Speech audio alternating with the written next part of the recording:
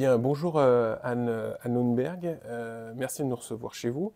Vous êtes née en Californie, à Berkeley. Comment on arrive en France quand on est une Américaine? Alors, c'est très, il faut que j'essaie d'être très brève. Ma mère nous a emmenés, moi et ma sœur, pour une année de camping en Europe avant que je continue mes études.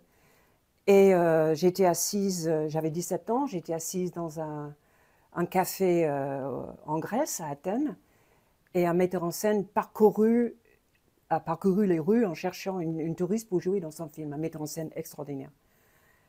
Il m'a dit, mademoiselle, est-ce que vous voulez faire des essais? Donc j'ai fait des essais et j'ai tourné mon premier film qui s'appelle Codice Stonilio. Les filles au soleil, c'est pas un bon titre, mais ce film, petit film noir et blanc, m'a changé la vie. Ce film a été sélectionné pour le meilleur film étranger au Golden Globe à Los Angeles. Donc Ah à oui. 18 ans, je suis allée au Golden Globe.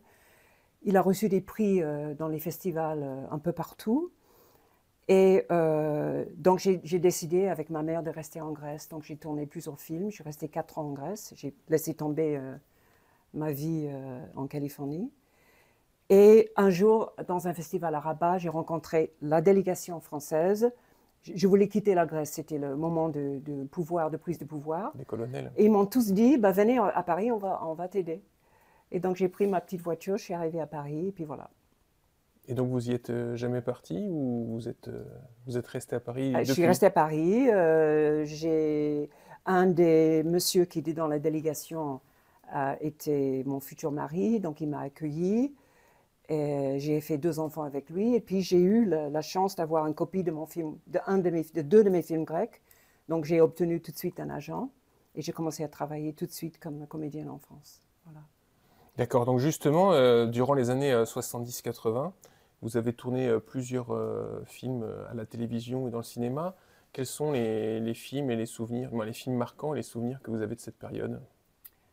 J'ai eu la chance de travailler avec des très bons réalisateurs.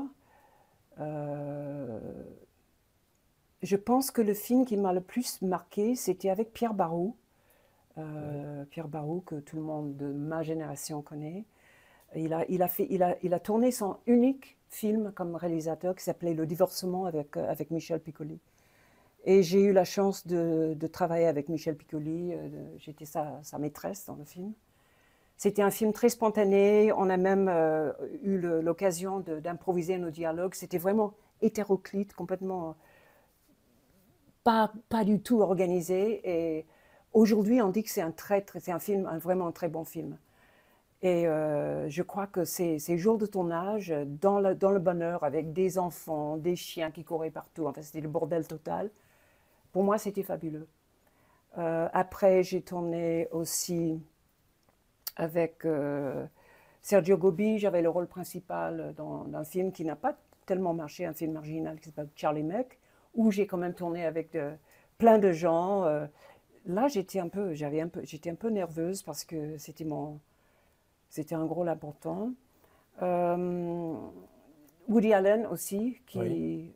on n'a pas tourné en France, on a tourné à Budapest. Vous voulez que je vous raconte une anecdote qui va vous choquer et qui va vous faire rire? Allez-y. Alors, Woody Allen, on tournait dans un énorme palais, hôtel. Et j'avais deux lignes à dire, j'avais un tout petit rôle. C'était un film d'époque et mon dialogue était de crier à travers un énorme buffet avec des milliers de figurants. Boris, you forgot your blinis. Vous avez oublié votre blinis, là, le blinis. Oui. Et c'est sorti penis. Grand silence. Woody Allen, complètement au bout, il a éclaté de rire. Oui, je pense, Bon, ouais. c'est tout à fait Dans son dans style. son genre d'humour. Et on était obligés de tourner la scène au moins 25, 26 fois parce que Ah oui, tous tout le les monde. deux, on avait le fou rire à chaque fois. Bon, voilà. Mais ça, c'était pas le tournage en France.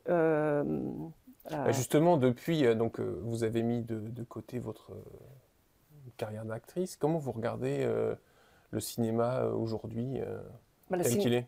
le cinéma, je ne le regarde plus aujourd'hui. Ça fait des années que je ne suis pas allée au cinéma. Pourquoi?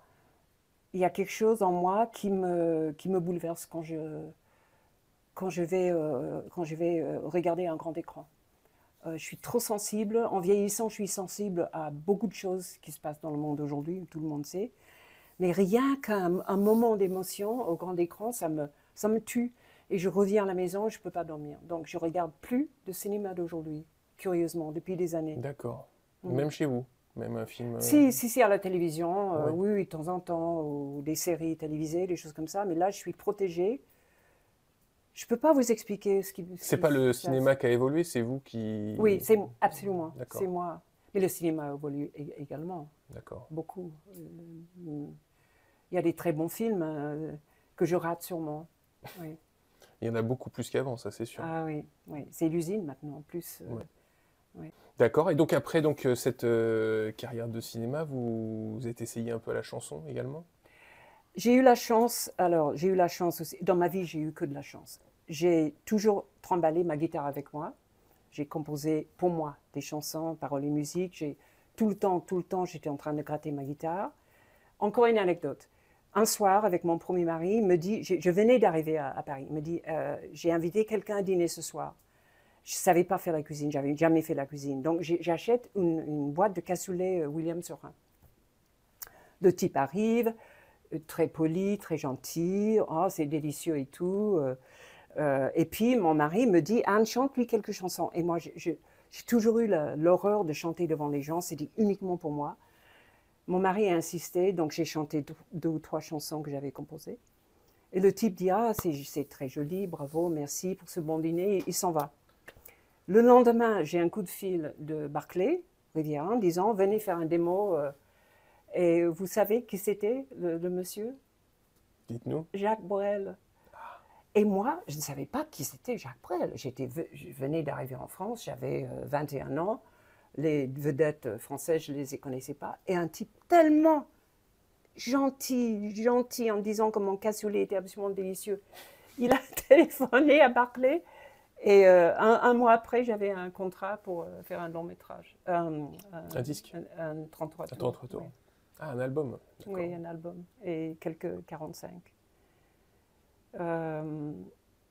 Vous allez penser que I'm a name drop, vous allez penser que je vous parle Non, que des non. gens célèbres. Ça ne m'intéresse pas du tout, les gens célèbres, mais ma vie a été comme une pierre qui roule dans une autre pierre, et j'ai eu beaucoup de chance dans ma vie.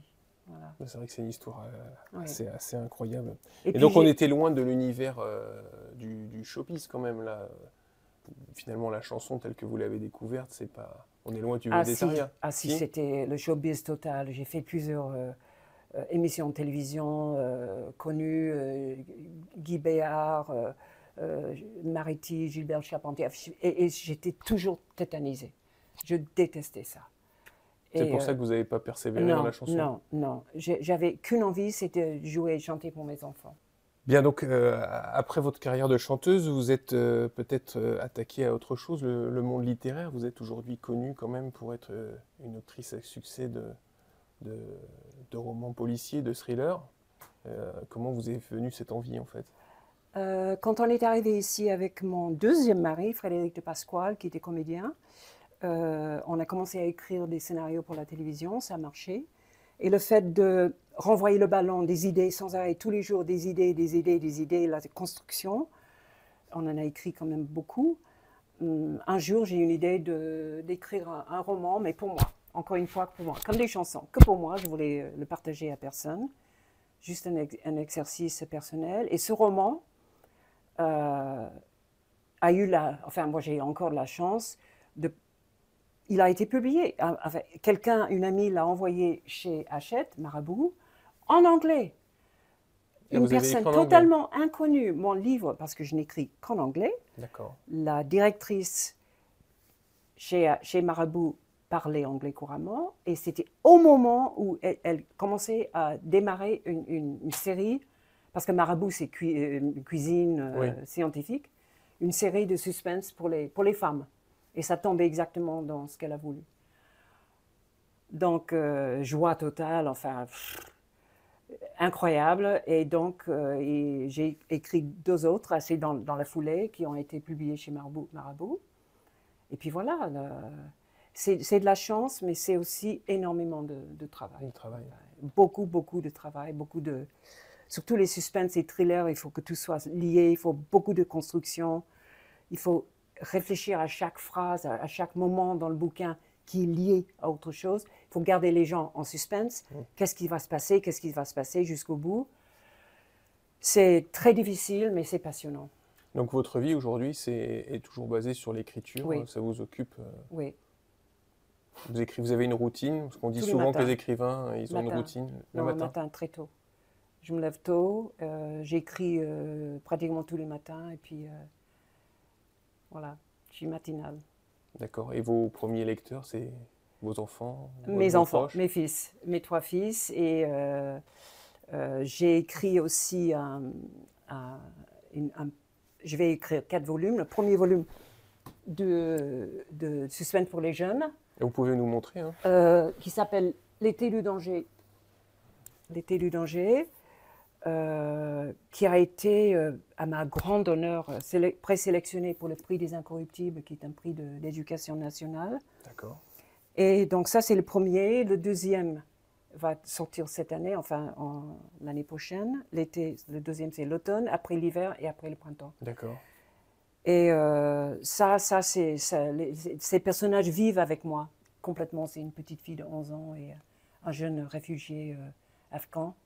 C'est une histoire d'amitié avec beaucoup d'aventures et beaucoup d'émotions, je pense. D'accord. Et ils vivent avec moi tout le temps. Même si je suis en train d'écrire un autre suspense pour les adultes. Donc vous faites les deux en même temps? Bah non, jamais. Mais Non, elle, mais vous n'avez ici, pas là, mis de côté elle l'écriture pour reste adultes? là-dedans, D'accord. ici, là. Oui. Et alors, c'est très différent de ce que vous écriviez pour la télévision, ou la télévision, vous écriviez aussi des romans, des scénarios policiers ou... Non, pas du tout? non, pour la télévision, c'est complètement différent. D'abord, l'écriture de scénario et roman, c'est totalement différent. Mais l'univers, c'était différent aussi? Oh, complètement. Nous, pour la télé, à l'époque, on écrivait un scénario, on l'envoyait par la poste, ça a été accepté.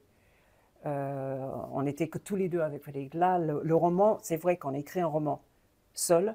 Après, il y a correctrice, éditeur. Moi, d'abord, c'est traductrice, parce que je travaille intensément avec le traducteur et la traductrice.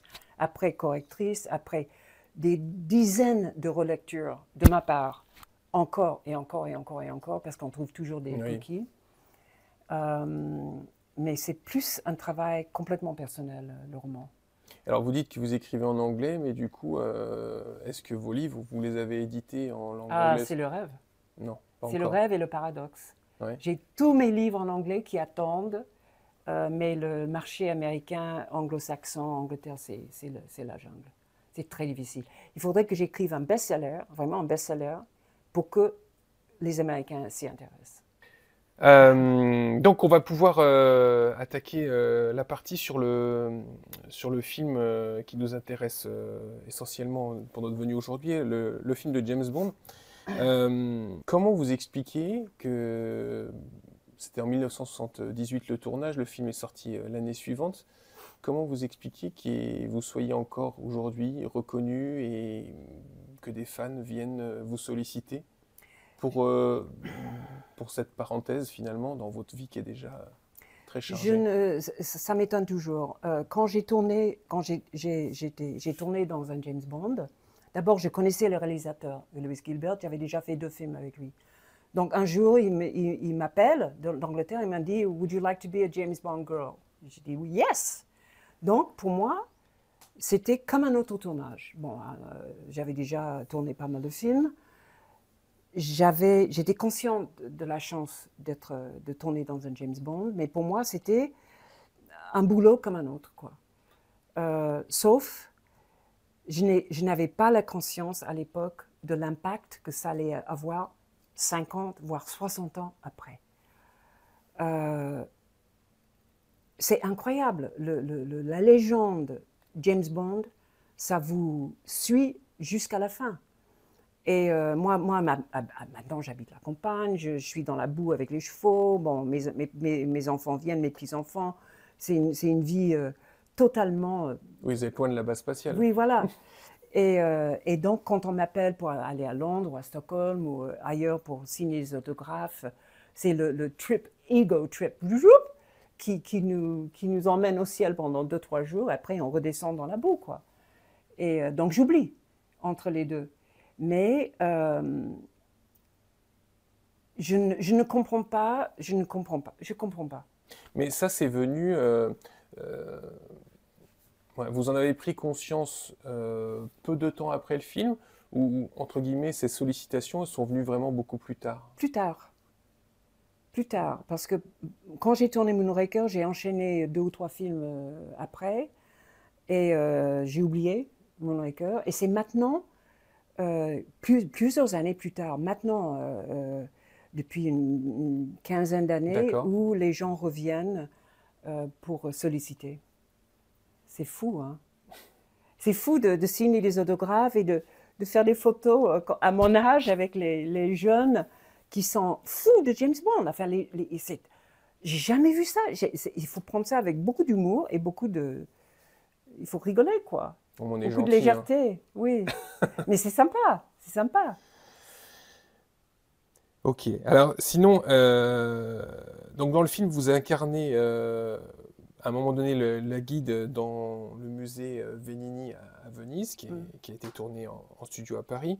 Quels ont été vos souvenirs de tournage et vos relations avec les acteurs qui vous entouraient? Ben, je n'avais qu'un acteur, c'était Roger Moore, hein. Les autres étaient souvent que les figurants.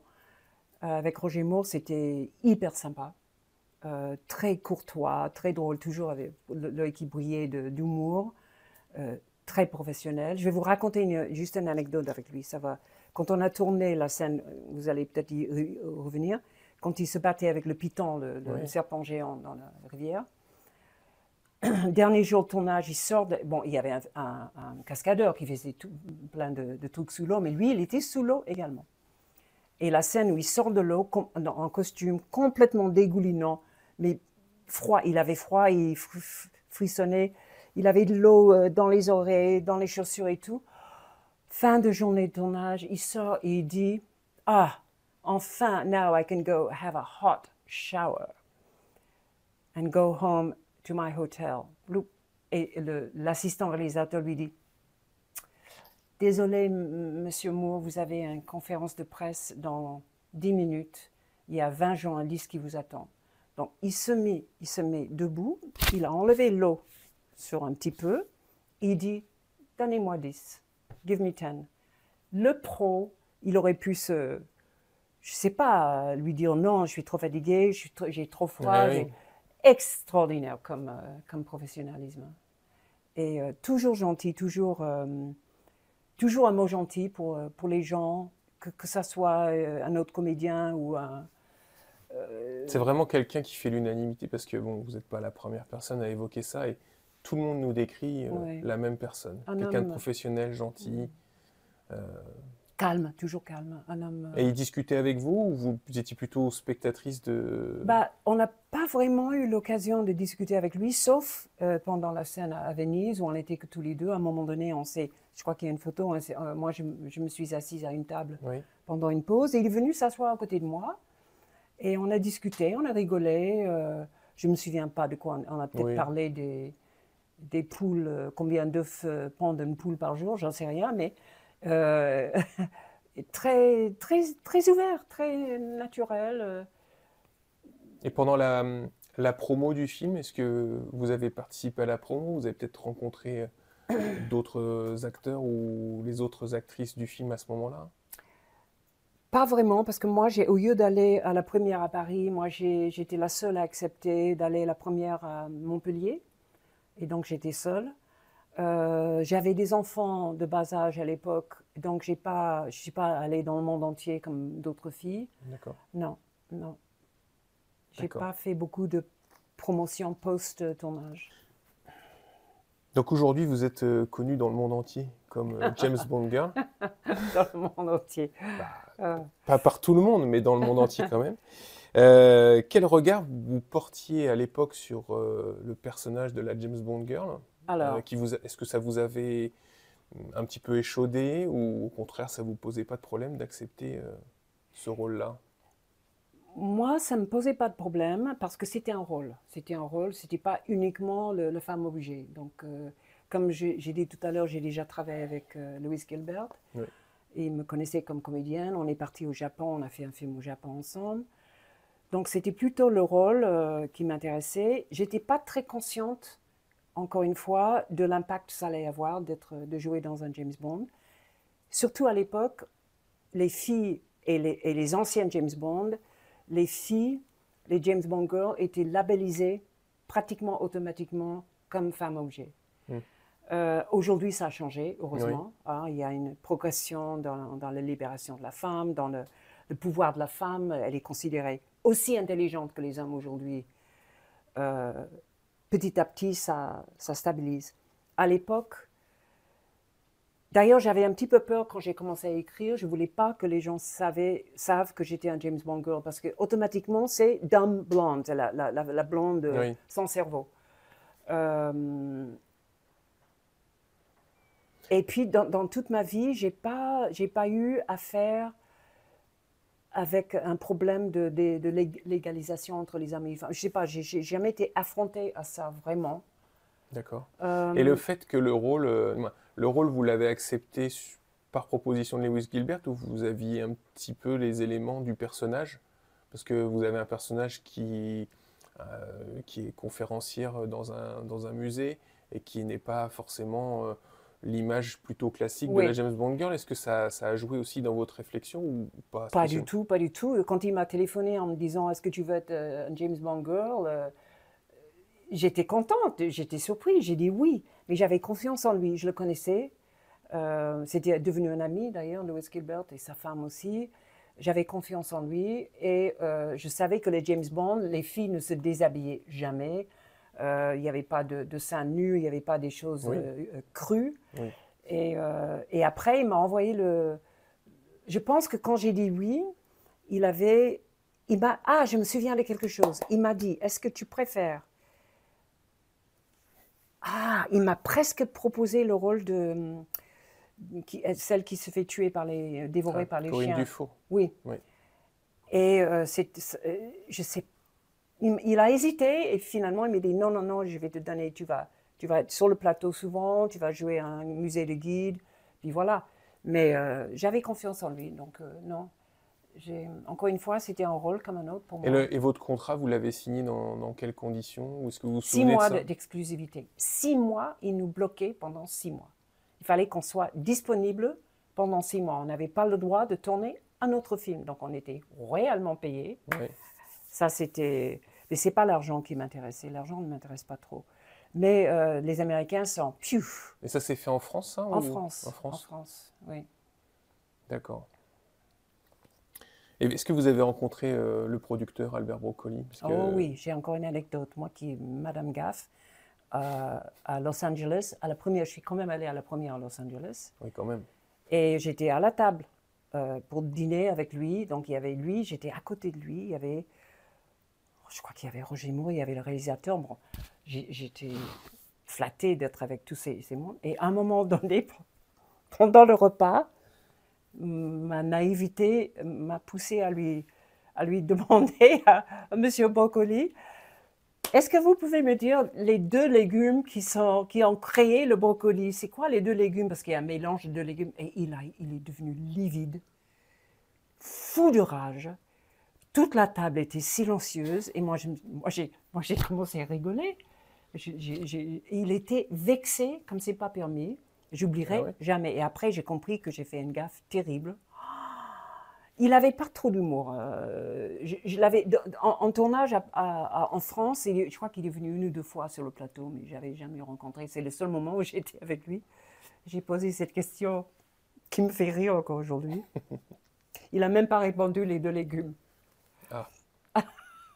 Je crois que c'est sa famille qui a importé le légume aux États-Unis. Mais c'est sa famille qui a inventé le brocoli. Enfin, Ouais. finalement, c'est un mélange de chou-fleur et autre chose. Je ne sais pas. Ouais. En tout cas, ça tombait pas très bien. Bon. Alors, vous avez tourné des scènes en studio. La scène du musée au studio de Boulogne, mais aussi au studio d'Épinay. Euh, donc la fameuse scène du Python. Dans cette scène-là, quels sont vos souvenirs? Est-ce qu'à l'écran, on a l'impression que vous prenez un peu de plaisir à voir Roger Moore Bah, souffrir? ben oui, mais c'est la comédienne, ça.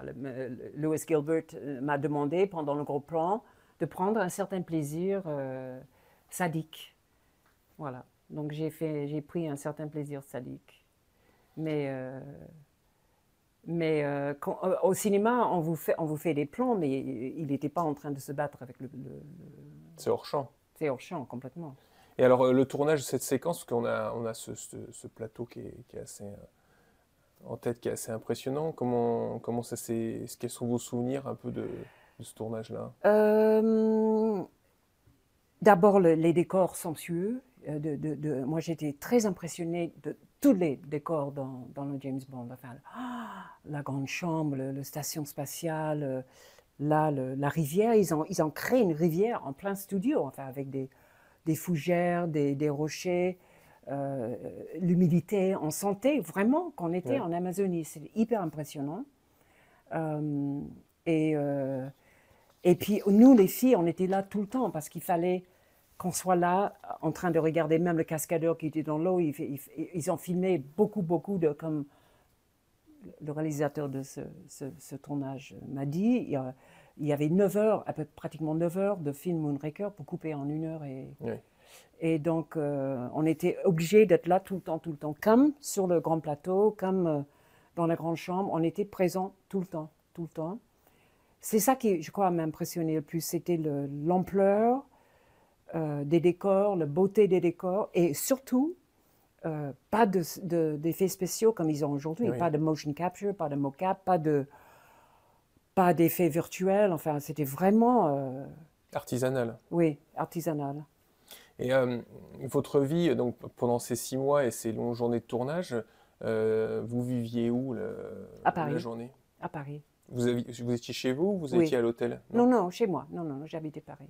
Oui. Et on venait vous chercher le matin pour aller en studio? Oui, on cherchait avec une voiture et tout, on était considérés comme des stars. Oui. Et vous avez conservé des choses du tournage, des Ah, costumes, des choses de ce je- type? les costumes, on n'a pas le droit. Vous n'avez pas le droit. Je regrette aujourd'hui, j'avais des feuilles de service, j'ai tout jeté. Enfin, j'ai absolument rien. J'ai plein de photos, bien sûr, mais j'ai rien conservé. Que des souvenirs. Des souvenirs de. Vous alliez me demander pour Richard Keel. Alors, Richard Keel. allez-y, hein. Encore une anecdote, parce que c'est trop beau. Mon fils, j'avais 2 enfants à l'époque. J'étais la seule fille à avoir des enfants. Yann, mon fils aîné, qui est un excellent auteur aujourd'hui aussi. Il avait 6 ans et il est venu un jour sur le plateau.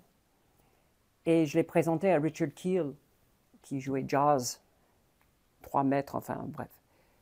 Et Yann, il regarde en haut comme ça. Et Richard Keel lui dit, il tend son index, et il lui dit, grab it, attrapez, grab it. Et Yann, il a pris son index avec ses 2 petites. Et Richard Keel a fait. Hop! Il était suspendu par son index. Une gentillesse avec les enfants, Oui. enfin, un âme d'une douceur et comme un enfant. Et vous l'avez revu, lui, dans des conventions par le... Non, Non? non. La seule personne que j'ai revue, c'est Michel Lansdale. On a Oui. fait plusieurs voyages c'est vrai, des voyages de promotion ensemble. On est allé à Bruxelles. Ça, c'est un autre personnage extraordinaire. Michael Lonsdale, on était dans le train ensemble, assis ensemble, et on a eu donc 2-3 heures à pouvoir bavarder. On a parlé tout sauf cinéma, religion, philosophie, littérature. Il était extrêmement cultivé, Oui. extrêmement doux, croyant profondément. Il m'a parlé je me souviens très bien, il m'a parlé de ses visions de la mort, de Dieu, de la vie. Et la dernière fois que je l'ai vu, je vais être brève, c'était à Londres pour une convention James Bond il y a 10 ans? oui, 3, 4, 5, 6, 7 ans, je ne sais pas quoi. Et je savais qu'il allait être là. Et ça fait 40 ans que je ne l'ai pas vu, 45 ans ou 50 ans. Je suis devant l'ascenseur pour aller dans ma chambre. Les portes de l'ascenseur s'ouvrent et sort Michel Lonsdal, vieux, avec les longs cheveux comme un sage, et avec ses 2 cannes et avec ses 2 jeunes aides-soignants. Ouais. Il sort de l'ascenseur tout doucement. Il était juste devant moi. Il lève la tête et il me fait « Anne !» Au bout de 45 ans, 50 ans, il se souvenait de moi. On avait vieilli tous les deux. Et c'est tout. Il y avait un moment qui m'a donné des frissons. Et puis, après, il est passé à côté de moi. Je ne l'ai pas revu. Enfin, je l'ai vu de loin parce qu'il signait des... ça m'a bouleversée. Ah oui. Et puis, il est mort peu après. Hein. Oui. Donc, on a évoqué la scène avec le python tout à l'heure. Il y a une autre scène que vous avez tournée qui n'apparaît pas dans le montage final du film. C'est celle qu'on appelle de la Love Room, où on vous voit, il y a des photos de tournage, où on vous voit dans la position du lotus en apesanteur. Est-ce que vous pouvez nous en dire un peu plus sur ce que représentait cette scène et vos souvenirs de tournage? La torture pure. On était suspendus par il y a une photo là, suspendus par des fils soi-disant invisibles sur tous les points du corps importants. Et il fallait qu'on soit immobile pendant des heures et des heures. D'abord, avant le tournage, on avait 2, 3, voire 4 jours de répétition pour s'habituer. Et puis le tournage. Et on ne voit jamais rien. C'était pas facile. C'était pas facile. Alors, qu'est-ce qui se passait dans cette scène? Je ne me souviens même plus. C'était juste pour montrer l'apaisanteur. Parce qu'aujourd'hui, on fait ça facilement avec les trucages. Mais là... Nous, ce qu'on a à peu près trouvé, c'est qu'a priori, c'était une salle dans laquelle le projet de Drax de reproduction d'espèces humaines, peut-être ça avait lieu. il devait y avoir des scènes d'amour à l'intérieur de cet peut-être, je ne me espace. souviens pas de ça. De toute façon, moi, j'ai pas fait l'amour avec qui que ce soit dans l'espace. Mais peut-être, oui, je ne me souviens plus. Parce que nous, on a tourné ça, on était obligés de faire ce qu'on nous a demandé de faire. Mais après, dans le montage final, je ne sais pas du tout. Donc c'était le plus éprouvant du tournage? C'était dur. C'était vraiment dur, oui. C'était dur. Je me souviens, oui, c'était dur. Oui. Alors sinon, là, on a évoqué ensemble le tournage en studio, mais vous avez aussi fait un court tournage en extérieur dans la carrière de Livry-Gargan pour la scène où James Bond et les Drax Girls, on est dans les souterrains qui mènent jusqu'à la base de Drax, ou avec toutes les autres Drax Girls. Est-ce que vous en avez quelques souvenirs de cette séquence-là?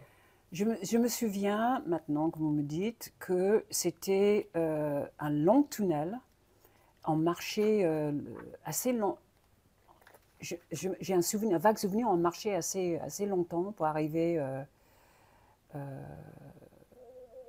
la fusée spatiale qui allait partir, qui n'était pas, bien sûr, dans cet le endroit-là, tunnel. Oui. Oui. J'ai pas de grand souvenir de ça. J'ai pas de grand souvenir.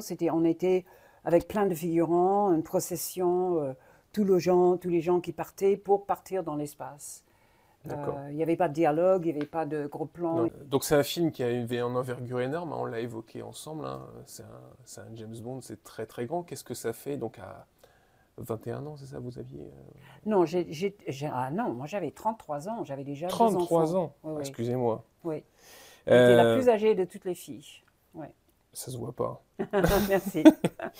Est-ce que c'était intimidant de rentrer dans une telle entreprise 29, pas 33. Il y en avait 6 ans. J'avais 29 ans, pardon. D'accord. Voilà, pardon. Non, est-ce que c'était particulièrement intimidant de rentrer dans ces studios aux 4 coins de Paris avec une grande production? Quel souvenir vous en aviez le soir quand vous rentriez chez vous? Qu'est-ce que vous aviez Surtout le premier jour, d'arriver le premier jour. Moi, je ne savais pas du tout ce qui m'attendait, ce qui nous attendait.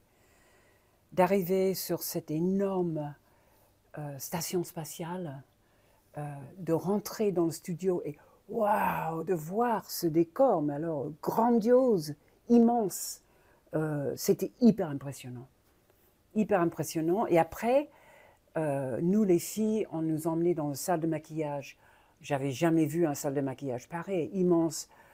Le maquillage prenait pratiquement 1 heure pour chaque fille. Tous les détails étaient méticuleux. Tout était organisé, professionnel. On était toutes hyper impressionnés.